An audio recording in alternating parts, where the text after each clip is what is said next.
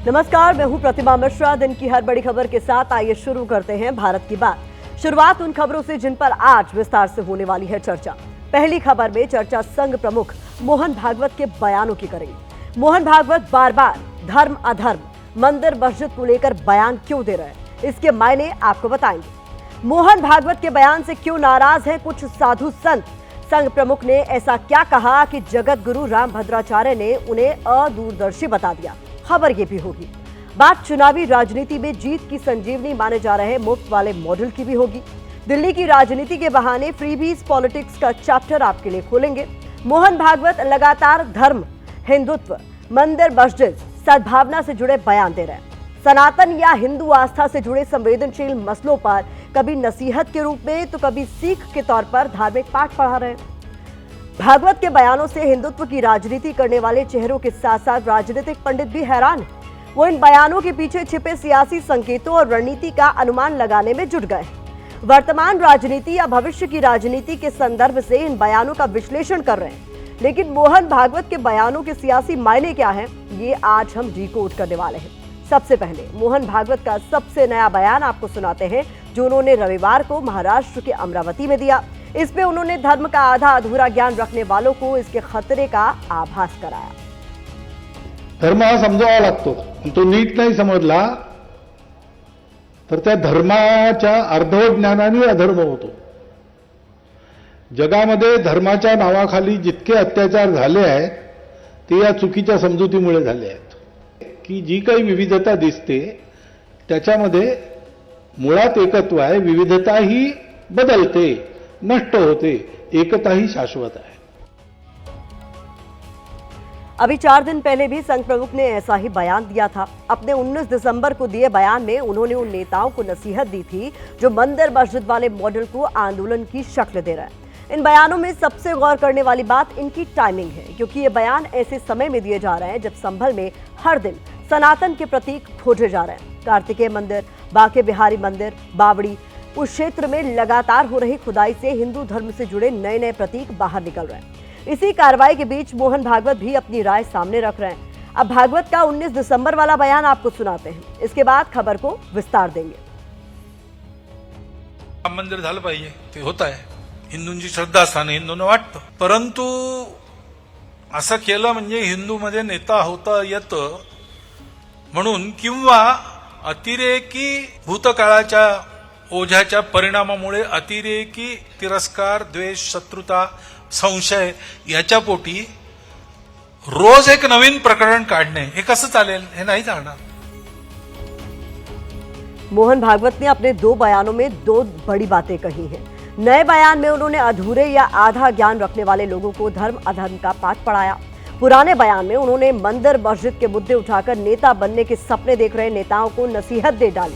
मोहन भागवत के बयानों को लेकर कुछ सवाल उठ रहे हैं, जैसे क्या भागवत बीजेपी के हार्डकोर हिंदुत्व वाले चेहरों को नसीहत दे रहे हैं? क्या वो बीजेपी के हिंदुत्व के मुद्दे पर बयानबाजी के जरिए बैलेंस बनाने का काम कर रहे हैं? क्या भागवत को चिंता है कि मंदिर मस्जिद का ये मुद्दा देश का सांप्रदायिक सौहार्द बिगाड़ सकता है? क्या संघ अयोध्या में राम मंदिर बनने के बाद ऐसा कोई दूसरा उदाहरण कायम करने के पक्ष में नहीं है? सबसे बड़ा सवाल यह है कि क्या मोहन भागवत के बयान को नैतिकता के नजरिए से देखने की जरूरत है? भागवत के मन में है क्या? यह अभी सिर्फ अनुमानों और आशंकाओं के इर्द गिर्द ही घूम रहा है। लेकिन भागवत के 19 दिसंबर को दिए बयान ने जगत गुरु रामभद्राचार्य को भड़का दिया है। उन्होंने कहा है कि मोहन भागवत का बयान अदूरदर्शी है। वहीं कथावाचक देवकीनंदन ठाकुर भी इससे सहमत नहीं नजर आ रहे। संभल में जो कुछ चल रहा है सब हिंदुओं के अवशेष मिल रहे हैं और हम अपना अधिकार लेकर रहेंगे और सब हिंदुओं को इकट्ठा हो जाना चाहिए, जागृत हो जाना चाहिए। जहाँ जहाँ भी हमारे अवशेष हैं हमें अपने अवशेष लेने हैं। मोहन भागवत कहते हैं कि राम मंदिर के बाद हर कोई नेता बन रहा है, नेता नहीं बनना चाहिए। नहीं, उनका बयान अदूरदर्शी है। वो हमारे शासक नहीं है, संघ हमारा शासक नहीं, हम उसके शासक हो सकते हैं। राम, कृष्ण और शिव इन तीनों के बिना विश्राम नहीं है। राम आ गए हैं, काशी विश्वनाथ चाहिए और मथुरा भी चाहिए। तुम्हारे लिए वो सिर्फ एक प्रॉपर्टी है और हमारे लिए वो जीवन मृत्यु का सवाल है। जब तक काशी और मथुरा हमें नहीं मिल जाएगी तब तक यहाँ जो आग लग रही है ना, आग, उस पे तसल्ली नहीं बैठेगी। साधु संत चाहते हैं कि अयोध्या के बाद काशी और मथुरा में भी भव्य मंदिर बने। दूसरी तरफ वो संभल की तरह सनातन से जुड़े दूसरे प्रतीकों या मंदिरों की खोज करने के भी पक्ष में हैं। अगर साधु संत ही मोहन भागवत के बयान से सहमत नहीं तो फिर संघ प्रमुख किसे और कौन सी नई राह दिखाना चाहते हैं? क्योंकि संघ की छत्रछाया में चलने वाली बीजेपी हिंदुत्व को केंद्र में रखकर ही अपनी राजनीति करती आई है। और ये कहना गलत नहीं होगा कि हिंदुत्व की राजनीति की बदौलत ही बीजेपी सत्ता के शीर्ष तक पहुंची है। ऐसे में मोहन भागवत के बयानों को लेकर हमने संघ को करीब से जानने समझने वाले राजनीतिक विश्लेषकों से बातचीत की है।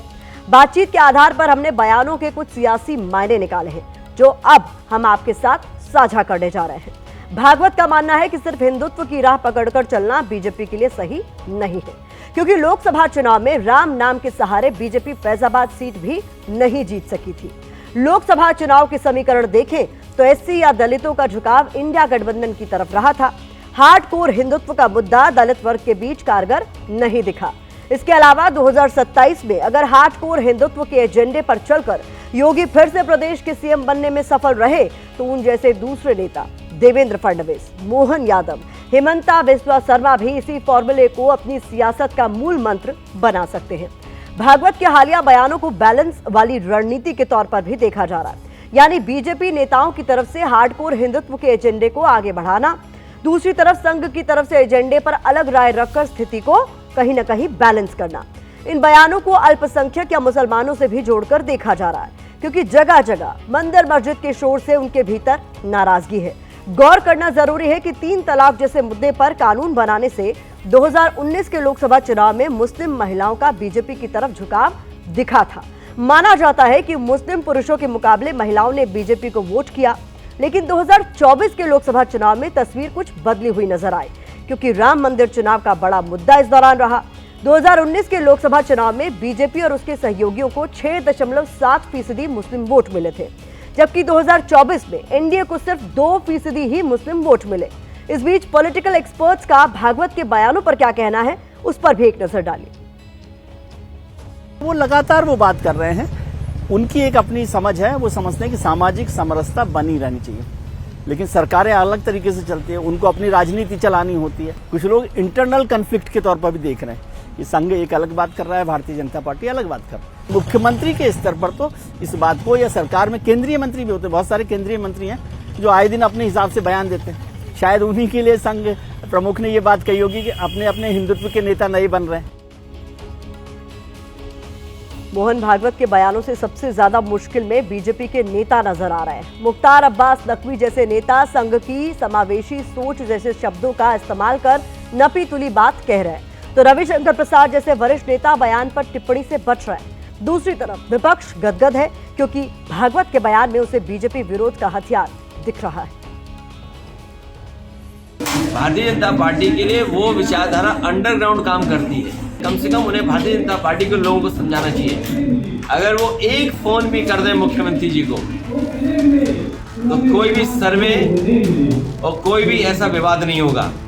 लेकिन हर जगह राजनीतिक लाभ लेना चाहते हैं। संघ की हमेशा सोच समावेशी रही है, सर्वस्पर्शी रही है, समरसता से और सौहार्द से भरपूर रही है। इसी बात का ही प्रमाण है। सरकार का रिमोट आरएसएस के पास है। आरएसएस को चाहिए कि इन लोगों को समझाएं, बुलाएं और उपदेश दें कि सांप्रदायिक सौहार्द को कायम रखें। अगर हमारी संस्कृति वापस आ रही है तो इसमें किसी को भी आपत्ति नहीं होना चाहिए। देखिए, रामभद्राचार्य जी बहुत महान संत हैं, उनका भी सम्मान, परम आदरणीय स्वतंत्रता दिवस का भी सम्मान, इस विषय पर मैं कोई टिप्पणी नहीं करूंगा। वहीं मोहन भागवत के बयान से हिंदू और मुस्लिम धर्मगुरुओं के बीच नई बहस छिड़ गई है। कुछ हिंदू धर्मगुरु बयान का समर्थन कर रहे हैं तो कुछ बयान से सहमत नहीं हैं। वहीं मुस्लिम धर्मगुरुओं का मानना है कि ये बयान महज दिखावा है।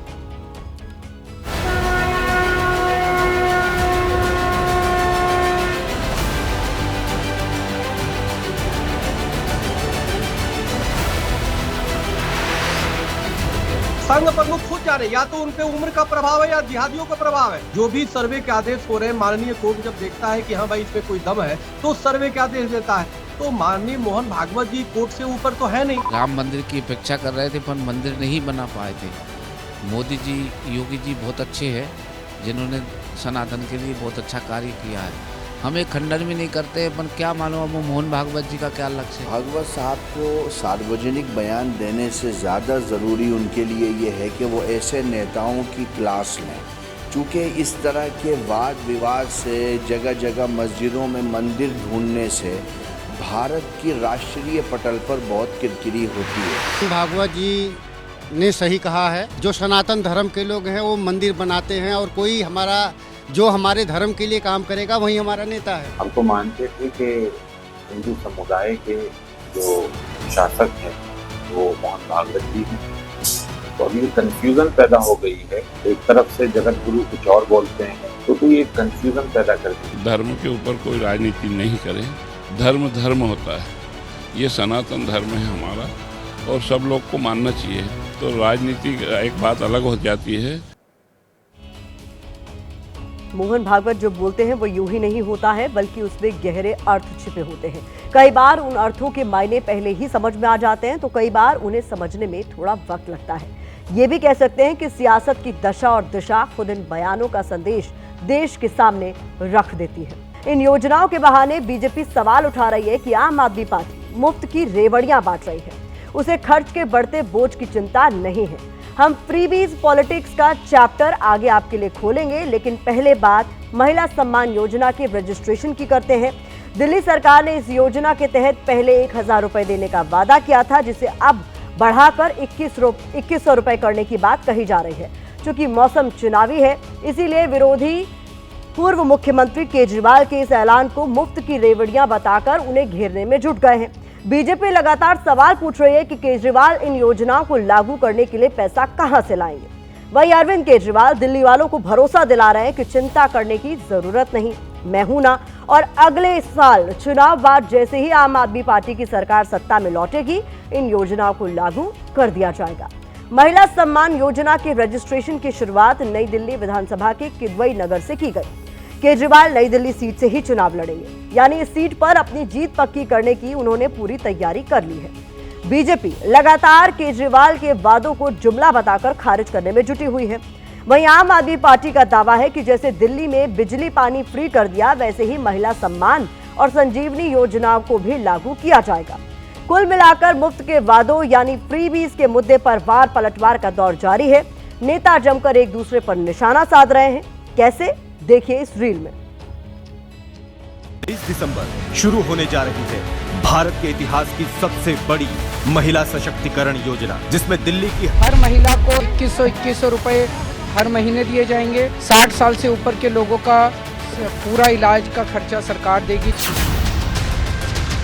कसम वादे प्यार वफा सब वादे हैं, वादों का क्या। जब मैं 2015 में आया, मैंने कहा था पानी मुफ्त करूंगा, ये बीजेपी वाले गालियां देते थे। मैंने पानी मुफ्त किया ना, तो आज जब मैं कह रहा हूँ 2100 रुपए दूंगा, तो 2100 रुपए देंगे। कहीं से भी बजट लाएं, आप चिंता मत करो, वो मेरी जिम्मेदारी है। केजरीवाल को केवल वोट चाहिए।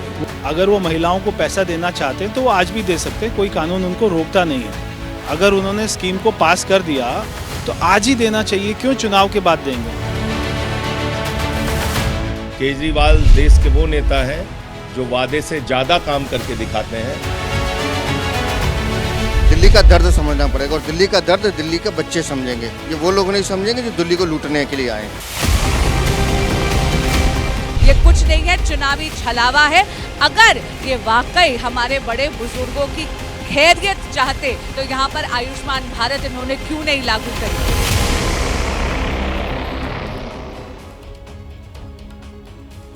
अरविंद केजरीवाल संजीवनी योजना के लिए दिल्ली की गलियों में घूम घूमकर बुजुर्गों का रजिस्ट्रेशन करवा रहे हैं। वहीं बीजेपी का दावा है कि संजीवनी योजना केंद्र सरकार की आयुष्मान भारत योजना की नकल है और केजरीवाल आयुष्मान योजना को लागू करने की बजाय अपनी योजना लॉन्च कर रहे हैं, जो कि गलत है।